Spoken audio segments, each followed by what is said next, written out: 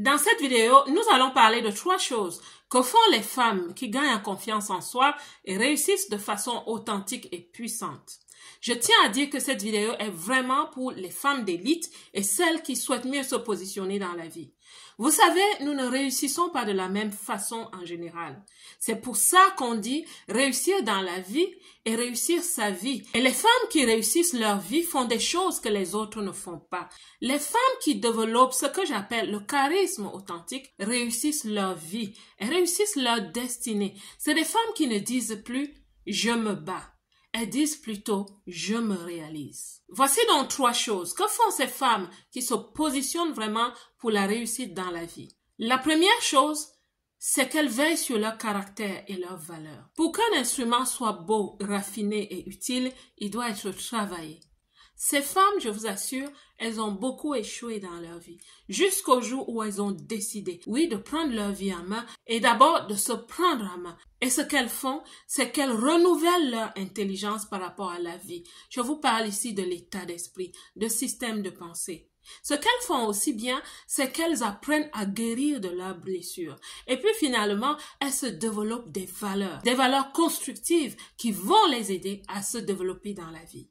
Savez-vous que plusieurs personnes, et je pense plusieurs d'entre vous, rencontrent de belles opportunités, des portes ouvertes, mais parfois vous ne savez pas les saisir. Même quand vous les saisissez, vous les perdez. Plusieurs grandes femmes ont connu des échecs. Oui, elles ont connu des échecs, mais aujourd'hui, elles ont un autre discours. Pourquoi? Parce qu'elles ont accepté de travailler sur leur être. Et ces femmes développent des valeurs pendant qu'elles travaillent sur elles, en travaillant sur leurs forces, sur leurs faiblesses. Et leur personnalité se forge pour mieux réussir. Je le dis souvent, dans la diaspora, quand nous arrivons, nous connaissons presque toute la confusion identitaire. Quelques personnes se lèvent pour travailler sur elles et elles réussissent. Mais énormément de femmes dans la diaspora n'ont pas pris la peine de vraiment s'arrêter pour travailler sur elles, pour guérir de leurs blessures.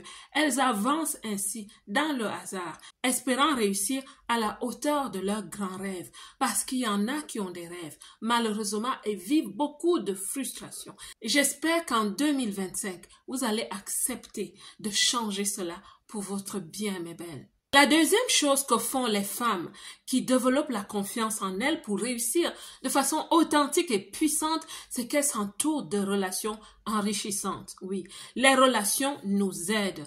Pensez à 2 enfants. À un enfant, on dit des choses qui ne sont pas toujours gentilles, des choses presque vilaines. Il y a des enfants, malheureusement, sur la terre qui sont maltraités. Et un autre enfant à qui on dit de belles choses tout le temps, qu'on encourage, à qui on donne des motivations, on le dynamise. Je n'ai pas besoin de vous le dire, vous savez ce qui se passe avec ces 2 enfants. Je vais encore prendre l'exemple d'un Japonais. Il s'appelle Monsieur Masaru Emoto. Il a fait une expérience avec de l'eau. Il a mis de l'eau dans des bassines et il a exposé cette eau à des proclamations. À certaines bassines d'eau, il disait des choses méchantes, des choses vilaines. Dans d'autres bassines d'eau, il proclamait des paroles aimantes. Ce qui s'est passé est miraculeux. Il a congelé cette eau. Pour les bassines où il a professé des mots de gentillesse, de beauté, les cristaux étaient harmonieux. Sur l'eau où il avait dit des choses vilaines, les cristaux étaient mal formés et vilains à voir. De qui t'entoures-tu? Qui parle sur ta vie? Ces gens qui parlent sur ta vie, que ce soit devant toi ou dans ton dos, qu'est-ce que ces personnes disent de toi? Qu'est-ce qui se construit en toi quand tu reçois ces paroles? Les paroles ou les personnes autour de toi ont la capacité de booster ou de détruire totalement la confiance en toi. Alors, pendant que tu développes l'amabilité pour les autres, entoure-toi aussi de personnes aimables. Si vous êtes arrivé à ce point de la vidéo, nous allons faire un test. Êtes-vous des personnes aimables qui ajoutent aussi de la valeur aux autres? Je le verrai au taux des likes, des commentaires et des partages de la vidéo. Maintenant, je nous parle de la 3e chose que font les femmes qui gagnent en confiance en elles et qui réussissent de façon authentique et puissante. Ces femmes développent le savoir. J'ai parlé de savoir et pas d'éducation. Parce que dans le mot savoir, vous avez l'intelligence et la sagesse et nous avons besoin des deux. Il y a un écrivain africain, Ampateba, qui avait écrit sur le savoir et le niveau de personnes en relation avec le savoir. La première catégorie de personnes, ce sont ces personnes qui ne savent pas qu'elles ne savent pas. En d'autres termes, c'est des personnes qui en fait ne savent pas beaucoup de choses. Elles pensent qu'elles connaissent beaucoup et parfois qu'elles connaissent trop. C'est aussi des personnes qui ont beaucoup de préjugés.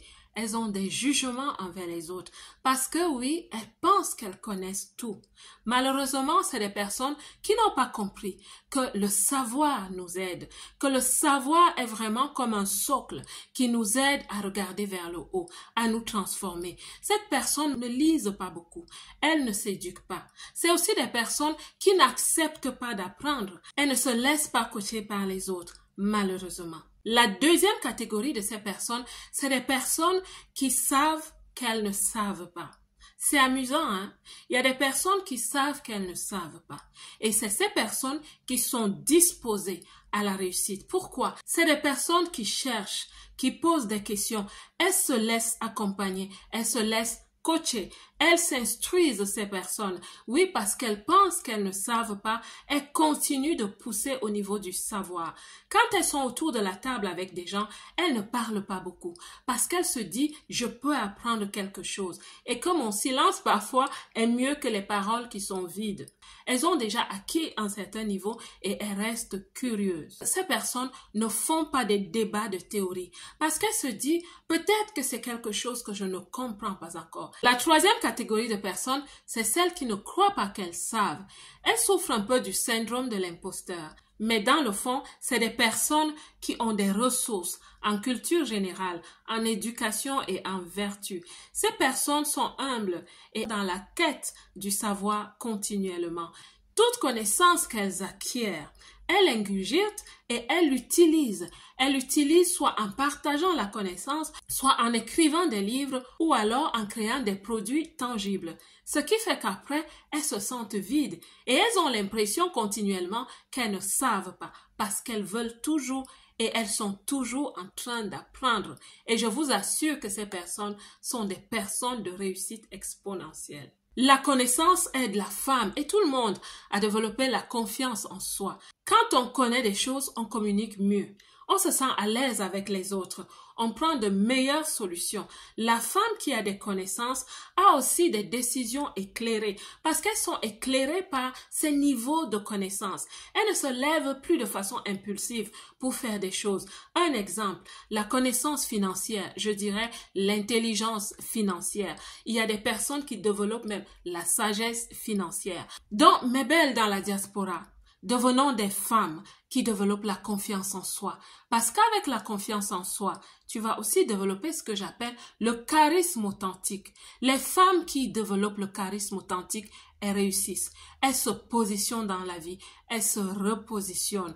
Nous en reparlerons mieux en 2025 avec des sessions mieux organisées. Je vous en parlerai. Sois la femme exponentielle qui réussit parce que tu développes la confiance en toi, l'estime de toi, l'amour de toi. La belle diaspora, que Dieu vous bénisse et comme d'habitude, moi, je vous aime.